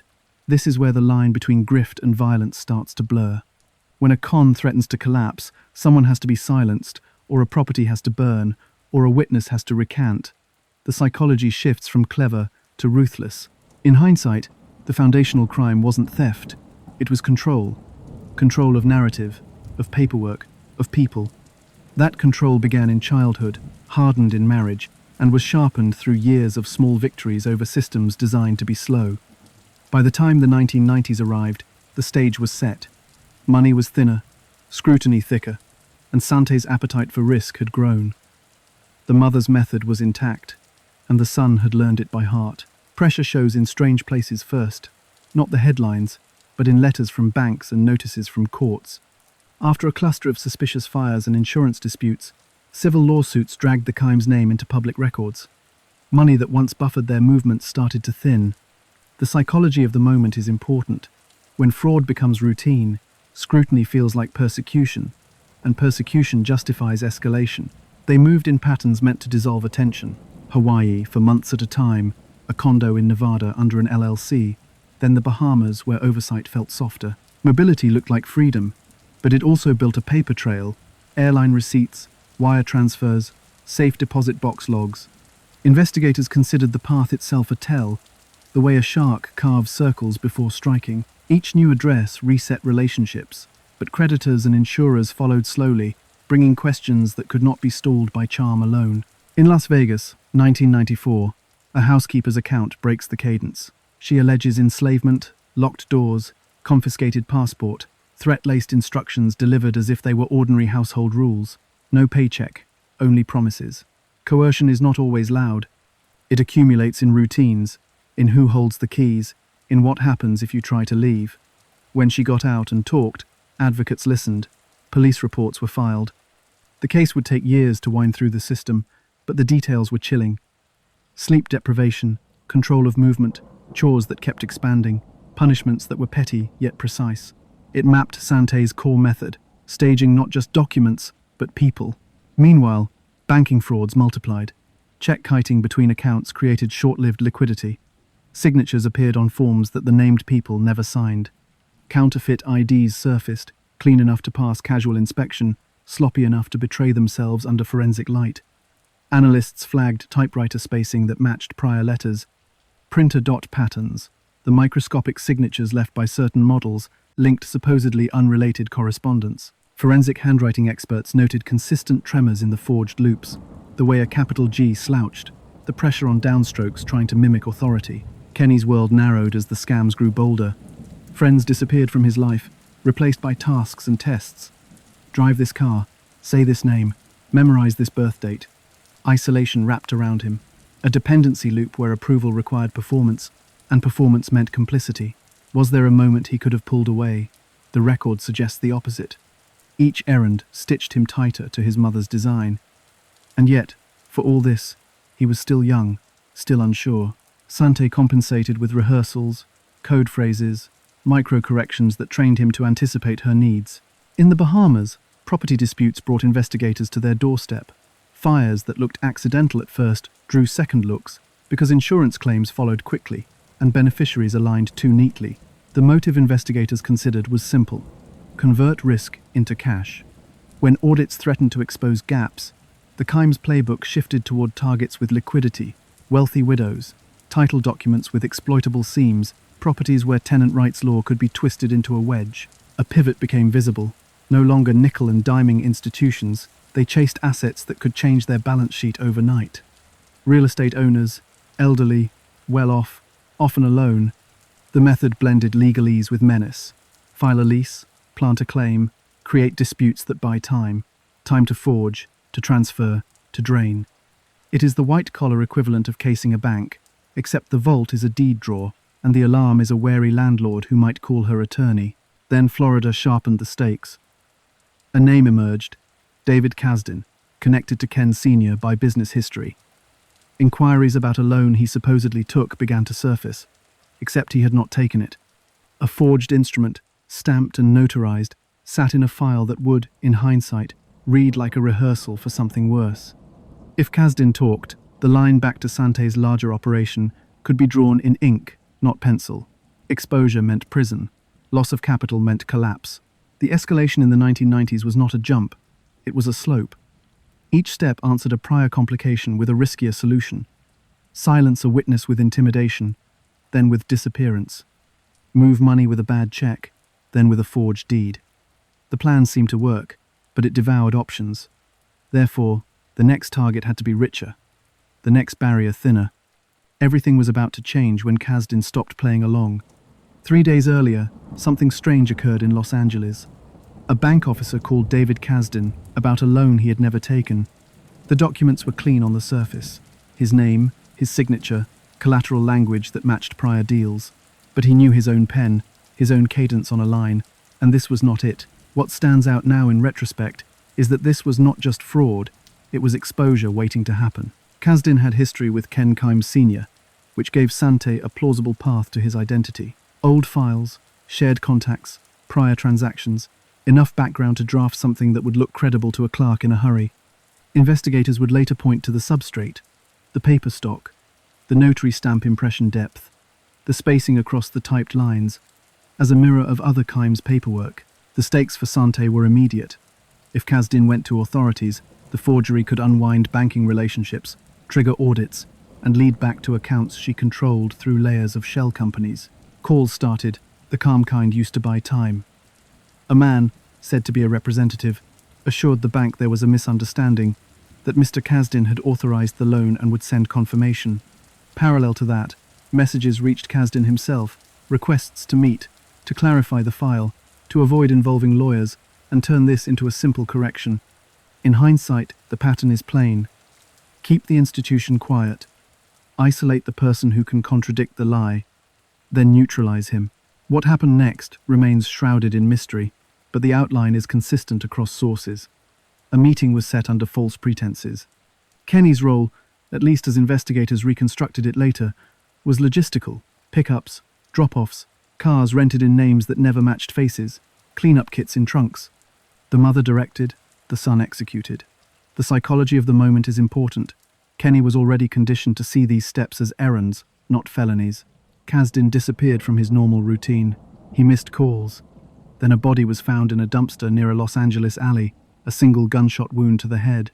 Identification would take time, but when the name matched, detectives started asking why a businessman with no violent history ended up executed. No cash robbery in evidence, no random altercation. This looked targeted, calculated. Forensics began to peel back the facade. Gunshot residue on fabric fibers recovered from a car associated with the Kimes circle. Latent print smudges insufficient for charges on their own, but enough to keep attention locked on them. Paperwork tied to the disputed loan showed the same quirks seen before: a notary stamp that appeared in other transactions, printer dot patterns that lined up with letters seized in related investigations, and a forged signature with identical hesitation marks on the initial curve of the D. Law enforcement initially lacked the full chain. The evidence was circumstantial, and Sante's strategy worked the way it had for years: compartmentalized tasks, so nobody held the entire picture. But here is the twist. The violence hardened the narrative. Investigators considered motive that grew from simple theft into witness control. If Kasdan could draw a line from the loan back to Sante, then removing him was not just revenge, it was insulation. Kenny, under pressure, moved like a courier. He transported items for his mother, cleaned surfaces, disposed of what he was told were incriminating traces. Loyalty deepened not because he was fearless, but because fear squeezed out alternatives. Micro-stories from this period are telling: a late-night car wash, a motel stay under a fresh alias, a phone smashed and dropped into a storm drain. Small acts that, stacked together, looked like a blueprint for erasure. In the aftermath, the duo relocated fast. Los Angeles had grown too hot. They left a trail of receipts that showed speed. Gas purchased in intervals that mapped a route out of California, within hours of the body being found. The ripple effect was immediate. Detectives put their names on boards, linked them to the loan, and began scanning for other victims where paperwork turned into leverage. What nobody knew at the time was how this case would foreshadow Manhattan: the forged loan to take money, the meeting to silence the objection, the cleanup to erase the scene. It read like a rehearsal. New York had something they wanted more than cash, however: a deed. And an 82-year-old landlady stood between Sante and the paper she believed she could bend. Unknown to them, across town, Irene Silverman had built a life that resisted intimidation. She was 82, a former ballet dancer with posture that still carried the stage. Her townhouse on East 65th Street was not just expensive, it was curated: art on the walls, routines anchored by phone calls to her lawyer, visits from staff, a doorman who knew the regulars. Independent, cautious, not naive. She rented a small suite, carefully vetted, and kept thorough notes. That habit would matter. Enter Manny Guerin. Kenny arrived with a youthful politeness, a subdued voice, and papers that read as respectable. References, employment claims, a bank letter. Eva, who appeared as his mother, presented herself as the guarantor. The application was not just a form, it was a social performance. Manny said he needed quiet, said he traveled, said he would be no trouble. Cash changed hands as a deposit, a tactic that softened questions. On paper, it looked normal. In practice, it was the wedge. The lease maneuver was the point. New York's tenant rights framework is thick with procedural deadlines and protections. If they could establish tenancy, they could stall. With stalling, they could exploit the bureaucracy that slowed evictions, then work the real prize, title. The plan, as later reconstructed, blended civil leverage with forgery. Secure tenant status, fabricate a chain of documents, then claim ownership through a deed transfer that would be validated with counterfeit notarizations. It sounds far-fetched until you see how many clerks process forms on trust. Meanwhile, surveillance began, quiet, methodical. Irene's routines were logged. When she left, when she returned, whom she called, phone numbers were captured, later cross-referenced in their notes with names of attorneys and staff. In a bag they kept at the property, investigators later found a cache, multiple IDs with Kenny's face under different names, social security cards that did not belong to him, notary stamps, even templates for warranty deeds and quitclaim deeds. The signature blocks were empty. Ready. Irene sensed it. She had been in New York long enough to read a room. Manny's story did not breathe right. She noticed how Eva answered questions that were not asked, how complaints came wrapped in officious phrasing. She called her staff together, asked the doorman to watch for odd guests, and phoned her lawyer. Those calls were documented. The atmosphere turned unsettling, not because of shouting, but because of precision. Letters citing statutes, formal notices, with legal language that felt almost correct, but not quite. It is the uncanny valley of paperwork. Complications rose quickly. The doorman questioned entries. Staff asked for ID. Sante pushed back with a familiar rhythm. Threats of litigation, claims of harassment, demands for receipts and policies. She created a fog of dispute because disputes buy time. They even tried to flip the narrative, suggest Irene was overbearing, that she invaded tenant privacy, that she owed them accommodations. It was a defense rehearsed from other states, tailored for Manhattan. Police pressure, at that moment, was minimal. Landlord-tenant issues rarely trigger swift action unless violence is obvious. Officers logged a concern, suggested civil channels, noted the presence of a lease. Landlord-tenant protections meant Irene could not simply remove them overnight, even if her instincts screamed there was a problem. That gap, the space between suspicion and authority, is where cons breathe. While that was happening in New York, Sante accelerated the identity machine. A new name was readied that would tie to Irene's property through transactions. Notes described a hypothetical trust, lists of potential notaries, and steps to file paperwork with the city. The sequence was clinical. Claim arrears, dispute notices, compel a hearing, use the hearing to produce forged materials that imply transfer. If Irene pushed back, bury her in paper until fatigue or distraction gave an opening. One microstory from this period is telling. A building staffer recalled Manny staying behind after a tense exchange, standing in the doorway, staring, as if rehearsing what came next. Another remembered Eva asking odd questions about the building's mail procedures, who signed for certified letters, where packages waited. These are not casual curiosities, they are reconnaissance. What stands out now in retrospect is how close Irene came to pushing them out. She documented, she called, she pressed. But the plan did not require her cooperation, only her presence as a problem to be managed. In that calculus, the deed mattered more than the tenant fight, and time was running out. The wedge had been planted. The next move would be decisive. Eviction was looming, cash was thinning, and Los Angeles had become a live wire after Kasdan. July 5th, 1998, was not random. It was the point where delay stopped working. The psychology of the moment is important.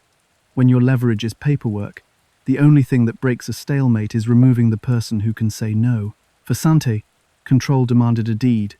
Irene was the obstacle. Morning routines carried on. Irene made calls, checked messages, and moved through her townhouse with the measured pace of someone who still ran her own life. She told staff she felt watched. Manny was seen pacing the hallway, phone in hand, murmuring in short, clipped phrases. Eva made a series of calls from outside lines, a detail later confirmed by toll records. The house felt tense, as if every door had a listener behind it. Investigators would later reconstruct a likely sequence, because no body was ever found and no eyewitness walked in on the act. A lure was probable, something administrative, a set of signatures to finalize a tenant matter. Perhaps a note slid under the door to coax Irene into a controlled space. The staging patterns fit their past behavior, create a bureaucratic pretext, place documents where authority seems implied, then confront the target when defenses are lowered. Forensic breadcrumbs began to appear even before Irene's absence was noted.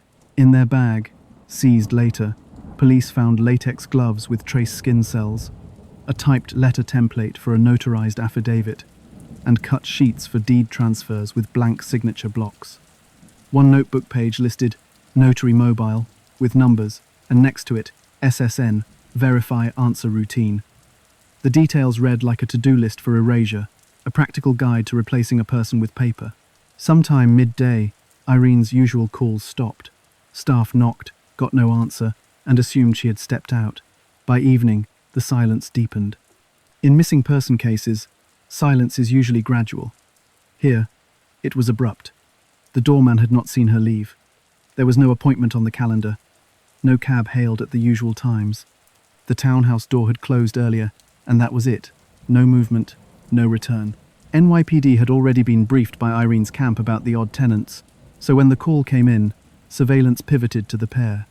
Officers watched entries and exits, noted bags, logged times. Kenny and Sante moved carefully, but not invisibly. What happened next remains shrouded in mystery, but movement tells part of the story. They were seen leaving with luggage that had not been there days before, with a rolling bag heavy enough to strain Kenny's arm. He loaded it with the stiff posture of someone lifting more than clothes. A later search of their car and hotel room produced incriminating items. Multiple IDs bearing Kenny's photo under different names, pages of Irene's notes photocopied, disposable cell phones, a stun device, and a .22 pistol with obliterated serial numbers. In a smaller bag, police recovered a wig net still warm from wear, adhesive used for disguises, and a Polaroid of Kenny in glasses he did not need, a test of Manny's look. It was not theatrical. It was operational. Interrogations split them, but the dynamic did not change. Sante spoke with poise, scolding tone, positioning everything as a civil dispute, rent questions, tenant rights, a landlady who harassed. Kenny's timeline stuttered. He glanced toward the door between answers, a nervous tick recorded by detectives in their notes. When asked about Irene's last sighting, his phrases narrowed to rehearsed denials, repeated almost verbatim, a sign of conditioning. The psychology of the moment is important. He had been trained to protect the story, even when it no longer protected him. Meanwhile, forensics worked the edges.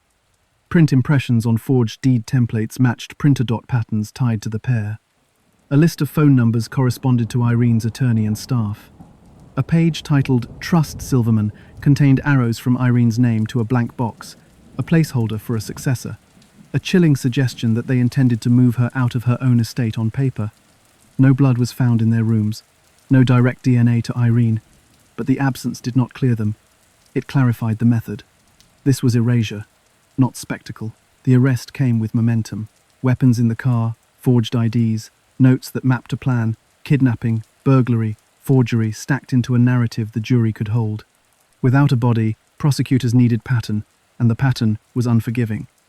Tenant wedge, legal fog, forged authority, then disappearance. New York charged them with murder on a theory that Irene had been killed during the commission of felonies, even if her remains never surfaced. But here is the twist. While New York built that case, Los Angeles quietly reopened Kasdan with fresh eyes. 2 victims, 2 cities, 1 mother-son operation. The pattern hardened.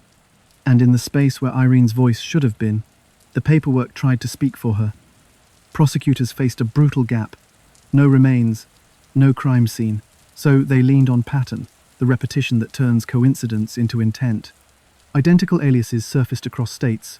Manny Guerin, variations of Eva, paired with the same forged notary stamps, the same boilerplate lease language used as a wedge. What stands out now in retrospect is that the paperwork itself became a fingerprint. Digital and paper forensics tightened the net.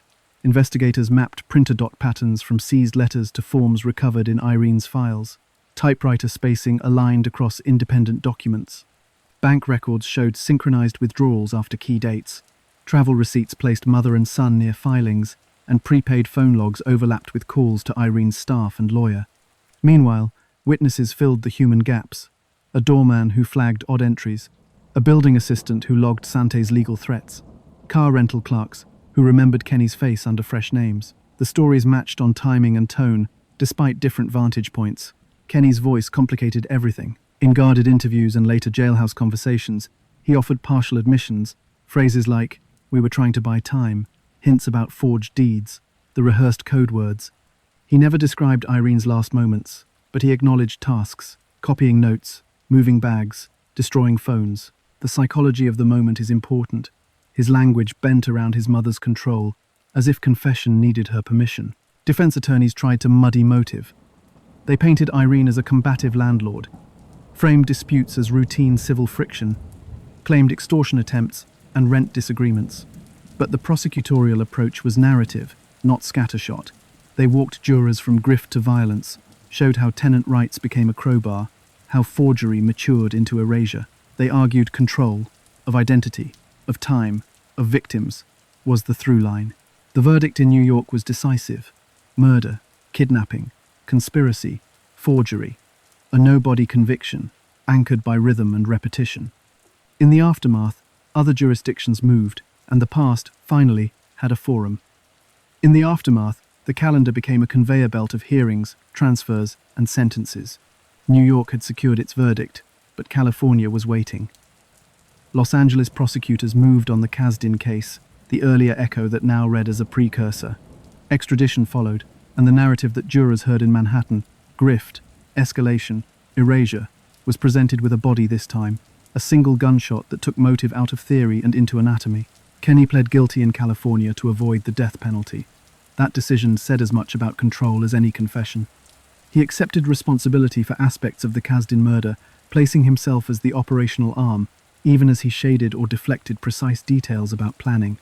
The plea locked in a life sentence. For Sante, the courtroom posture did not change. She fought, appealed, insisted on reinvention of facts. She was convicted again, sentences stacked like strata, state on state, erasing any possibility of a late-life release. Separation became the new tactic imposed by the system. Mother and son were housed in different facilities, no longer aligned in movement, but the connection did not end. Recorded calls captured the familiar cadence. Sante directing, prompting, testing his loyalties with small requests and rhetorical traps. The psychology of the moment is important. Even behind bars, she reached for narrative control, and he responded with the hesitations of someone still learning where his own boundary stood. Media interest did not fade. Interviews offered glimpses that felt like half-light.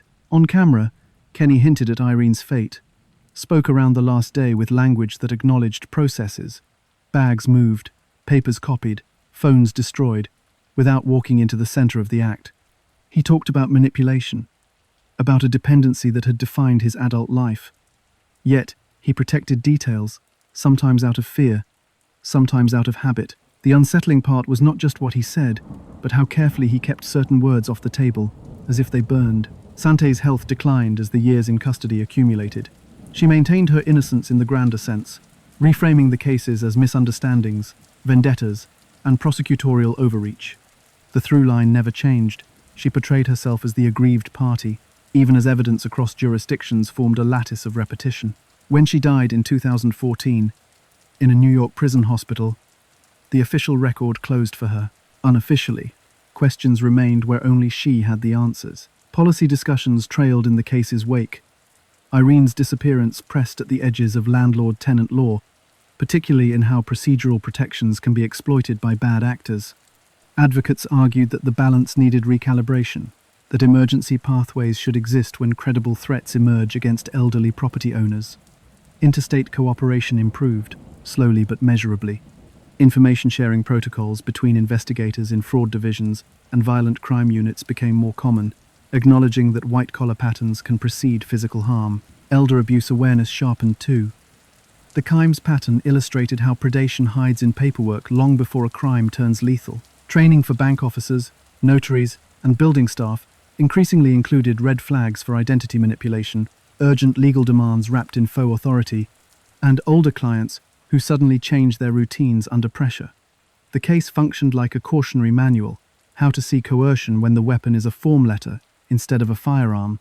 As for Kenny, later statements oscillated between remorse and rationalization. He described the isolation of a childhood shaped by deception, the rehearsals, the code phrases, the tests he had to pass just to remain inside the only family system he knew.